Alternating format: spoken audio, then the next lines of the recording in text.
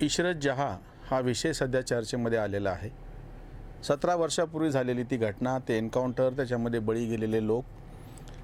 त्याचं कारण असं आहे आता चर्चेमध्ये यायचं की CBIच्या विशेष न्यायालयाने ह्या एन्काउंटर हे फेक होतं असा जो आरोप केला गेलेला होता ते खोडून काढलेला आहे। आणि याच्याशी संबंधित जे काही अधिकारी होते ज्यांच्यावरती हा आरोप होता की तुम्ही फेक एन्काउंटर केलं, इशरत जहाँची बाजू घेणारे तथाकथित भरपूर लोक होते, ज्याच्यामध्ये राजकीय नेते होते, शरद पवारांसारखे, काँग्रेसमध्ये तेव्हा सत्तेवर बसलेले लोक होते, आणि सर्वसामान्य पातळीवरती पत्रकार, तथाकथित पुरोगामी विचारवंत या सगळ्यांनी इशरत जहाँ कशी निरागस आहे आणि तिला कसं बळी दिला गेलं, आणि अशा पद्धतीचं एक नॅरेटिव्ह, एक चर्चा गेली 17-18 वर्ष चालवल्या गेली।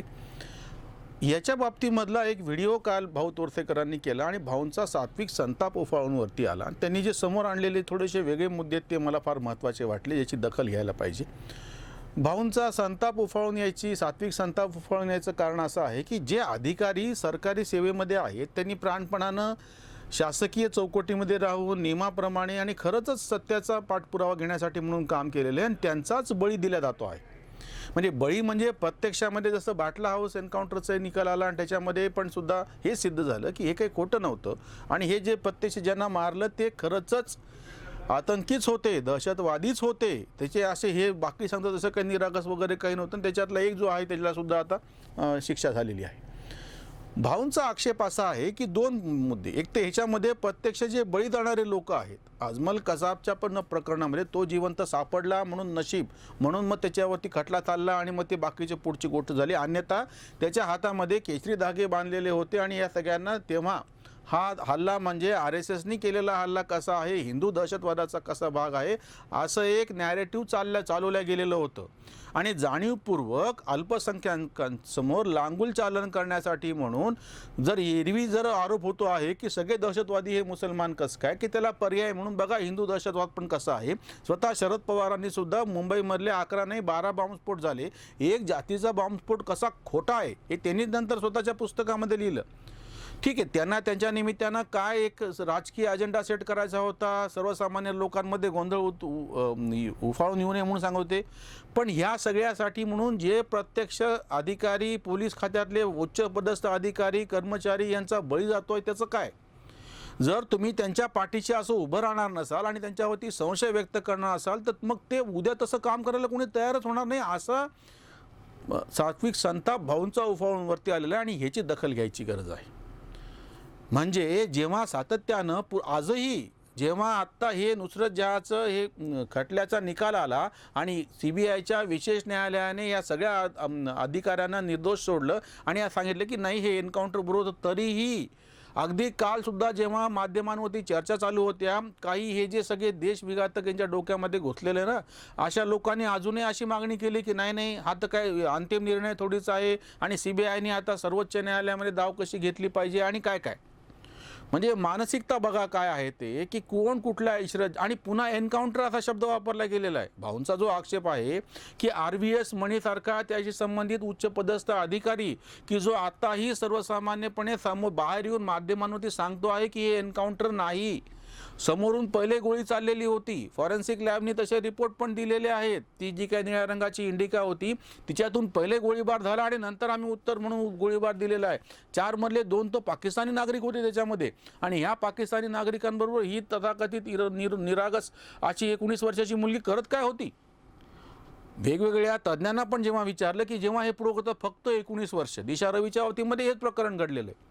भाऊंचा आक्षेप असा आहे की तुम्ही हे सगळं करत असताना ते गुन्हेगार आहेत नाहीत हे तर समजा ठरेलच, कायद्याप्रमाणे त्यांना शिक्षा होईल, झालेल्या आहेत ते वेगळ्या गोष्टी। याच्यासाठी काम करणारे पोलीस खात्यातले, तपास यंत्रणातले, सुरक्षा यंत्रणातले जे उच्च पदस्थ अधिकारी आहेत जे हे काम करत आहेत, त्यांचा वापरसुद्धा गैरप्रकारे कसा केला जातो राजकीय ह्याच्याकडून, ते सचिन वाजे प्रकरणामध्ये आणि परमवीर प्रकरणात समोर त्याचे वाभाडे रोजच्या रोज निघतच आहेत। पण ह्याच्यामध्ये प्रत्यक्ष सत्याचा पाठपुरावा करणारे जे निष्ठावान लोक आहेत त्यांचं तुम्ही आयुष्य बर्बाद करताय, त्याचं काय? ही सगळी व्यवस्था जी चालू आहे ती ह्या मुठभर सगळ्या काही लोकांमुळे, विकृतींमुळे तुम्ही त्याला बदनाम करतात, पण प्रचंड प्रमाणामध्ये निष्ठेनं प्रामाणिकपणाने काम करणारे लोक प्रत्येक क्षेत्रामध्ये आहेत। राजकीय क्षेत्रामध्ये सुद्धा आहेत. पण काही मुठभर लोक त्यांच्या स्वार्थासाठी म्हणून एक वेगळं नॅरेटिव्ह सेट करतात आणि त्याच्यामध्ये ह्या लोकांचे बळी देतात. ह्याची सर्वसामान्य लोकांनी दखल घेतली पाहिजे आणि त्याच्यावरती बोट उगारलं पाहिजे. हा भाऊंचा मुद्दा आहे. एक तर पहिली गोष्ट म्हणजे जेव्हा तथाकथित संपादक आणि पत्रकार सगळे लोक ह्याची भलामण करत होते, जुनं कशाला, तुम्ही आत्तासुद्धा जो भाऊंचा मुद्दा आहे तपासून पहा. परमवीर सिंग आणि सचिन वाझे यांच्या बाबतीमध्ये 2 महिन्यापूर्वी कशाला 1 महिन्यापूर्वी आत्ता माध्यमं काय बोलत होती तपासून पहा. हे वर्तमानपत्र, प्रतिष्ठित वर्तमानपत्र, प्रतिष्ठित वाहिन्या या सगळ्यांवरती यांच्या बाबतीतली काय चालू होतं, सगळं चर्चा काय चालू होती तुम्ही तपासून पहा. तुमच्या लक्षात येईल की कशाची भलावण तुम्ही करता आहात. महाराष्ट्राचा अभिमान या नावाखाली म्हणून तुम्ही या लोकांच्या बद्दल बोलता आहात आणि असंख्य कितीतरी गोष्टी. भाऊंचं म्हणणं आहे की सर्वसामान्य लोकांची जबाबदारी आहे की असा खोटारडेपणा जेव्हा हे सगळे लोक मिळून सेट करतात आणि तुमच्या डोक्यावरती थापतात आणि तुम्हालाच हे म्हणजे तुमच्या ह्याच्यामध्ये एक बदल पाहता समोन घालून म्हणा किंवा अशा पद्धतीचं नॅरेटिव्ह सेट करून की हेच खरं बरोबर कसं आहे आणि प्रत्यक्षात देशासाठी काम करणारे लोकच कसे गद्दार आहेत. उलट म्हणजे हे फेक एन्काउंटर आहे असं म्हणत असताना त्या एन्काउंटरसाठी बिचारे ज्यानं जीवाची बाजी लावलेली आहे, प्रत्यक्ष गोळीबार चालू आहे. काही वेळा जसं बाटला हाऊस एन्काउंटरमध्ये प्रत्यक्ष अधिकारी पण बळी पडलेले आहेत ना, ज्यांनी स्वतःचा जीव लावला. आजही मणीसारखे लोक जेव्हा सर्व माध्यमातून समोर येतात किंवा त्यांच्यातले जे बाकी तपास यंत्रणेतले अधिकारी समोर येतात, त्यांचा संताप उफाळून येतो बोलताना की बाकीच्या लोकांना इथं म्हणजे वातानुकूलित ह्याच्यामध्ये बसून चर्चा करायला काय लागतंय, जिथं प्रत्यक्ष ज्याचा जीव त्याच्यावरती लागलेला आहे, ज्याच्या जीवाला पूर्णपणे धोका आहे, हा माणूस समोर उतरून काम करतो आहे. म्हणून आता सर्वसामान्य लोकांची ही जबाबदारी आहे की अशा पद्धतीचं एक जे सगळं नॅरेटिव्ह सेट केलं जातं, हिंदू दहशतवाद नावाचा तद्दन भंपकपणा म्हणजे इशरत जहाँ केसपासूनच सुरू झालेला होता. साध्वी प्रज्ञा सिंग असो किंवा कर्नल पुरोहित असो, यांना कशा पद्धतीने हॅरॅश केलं गेलं, अगदी त्या काळामध्ये गुन्हे दाखल करून वर्षानुवर्षे तुरुंगामध्ये सडवल्या गेलं आणि त्याच्यावरती तुम्हाला प्रत्यक्ष गुन्हे सिद्ध करता नाही आले. म्हणजे आपण ते फक्त न्यायालयाच्या भाषेमध्येच बोलूयात की तुम्ही गुन्हा दाखल केल्याच्या नंतर त्याच्यावरती तो गुन्हा सिद्ध करायला पाहिजे, पुरावे समोर आणायला पाहिजे आणि याच्यासाठी 1-2 नाही 8-8, 9-9 वर्ष गेलेली आहेत. ह्याच्यातून तावून सुलाखून बाहेर पडलेले लोक हे प्रत्यक्ष जनतेमध्ये येऊन त्यांना जेव्हा जनतेने निवडून दिल्याच्यानंतर हे परत हे तक्रार करतात की तुम्ही जय श्रीराम म्हणून भगवा दहशतवाद प्रत्यक्ष काय संसदेमध्ये नेऊन बसवलेला आहे. भाऊंचा जो सात्विक संताप उफाळूनवरती आलेला आहे त्याच्यासाठी सर्वसामान्य लोकांनी काही गोष्टींची पथ्य खरंच पाळायला पाहिजे. पहिली गोष्ट, तुम्हाला तुमच्या आजूबाजूला जेव्हा जेव्हा अशा घटना घडतात त्याच्या बाबतीतले धागेदोरे बरं हे काही कोणी लुंग्या माणसांनी मांडायला पाहिजे असं नाही. RVS मणीचं अतिशय सविस्तर असं पुस्तक याच्यावरती आलेलं आहे.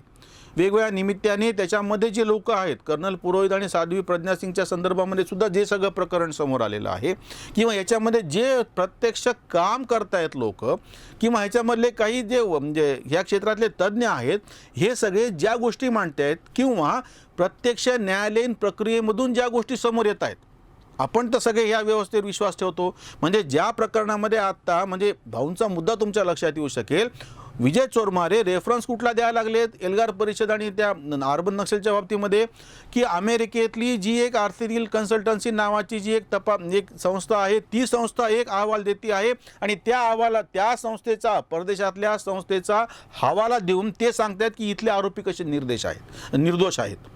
की ही जी मानसिकता आहे ना देशविरोधी, ह्याला बिलकुल थारा नाही दिला पाहिजे. ह्या लोकांना जी फुकटची प्रतिष्ठा आपण प्राप्त करून देतो, म्हणजे भाऊंच्या म्हणण्याचे अर्थ 3 पद्धतीने निघतात.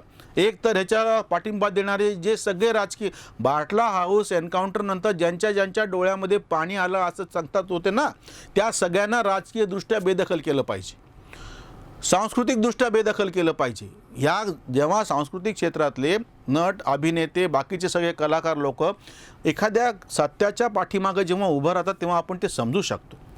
पण जे देशविघातक अशा काही बाबी आहेत त्यांच्या पाठीशी तुम्ही उभं राहता, त्याच्यामुळे सांस्कृतिकदृष्ट्या पण यांना बेदखल केलं पाहिजे, सामाजिकदृष्ट्या बेदखल केलं पाहिजे. म्हणजे राजकीयदृष्ट्या, सांस्कृतिकदृष्ट्या आणि सामाजिकदृष्ट्या या लोकांना बेदखल केलं पाहिजे की जे अशा देशविघातक गोष्टींच्या पाठराखण करतात कळत नकळतपणे. हे काही मुद्दाम बाकीच्यांचे हेतू काही असो, जे मुठभर देशद्रोही लोक आहेत त्यांचा हेतू बाजूला आपण ठेवूयात, पण सर्वसामान्य नागरिक भाऊ तोरसेकरांचा सर्वसामान्य दर्शकांवरती विश्वास आहे, म्हणून त्यांना ते सांगतात की तुम्ही जेव्हा या लोकांना कळत नकळतपणे पाठिंबा देता, तुमच्यामुळे यांना एक प्रतिष्ठा प्राप्त होती, ही त्याच्यामधली गंभीर बाब आहे.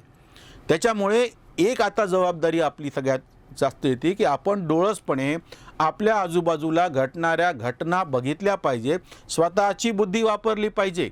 हे केवळ मी सांगतो आहे, भाऊ तोरसेकर सांगतोय, अजून कोणी सांगतोय म्हणून बिलकुल ऐकू नका.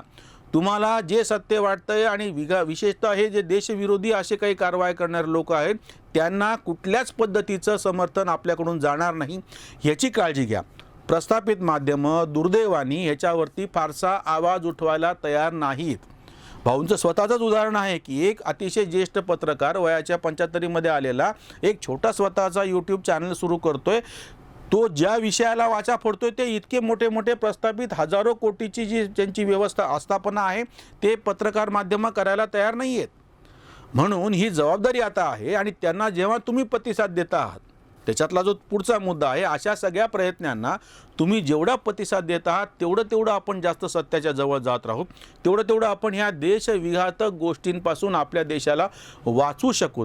त्यामुळे सर्वसामान्य वाचकांची, दर्शकांची, प्रेक्षकांची ही जबाबदारी आहे की त्यांनी ह्या सगळ्या देशविघातक गोष्टींना वेगवेगळ्या पातळीवरती हाणून काढलं पाहिजे.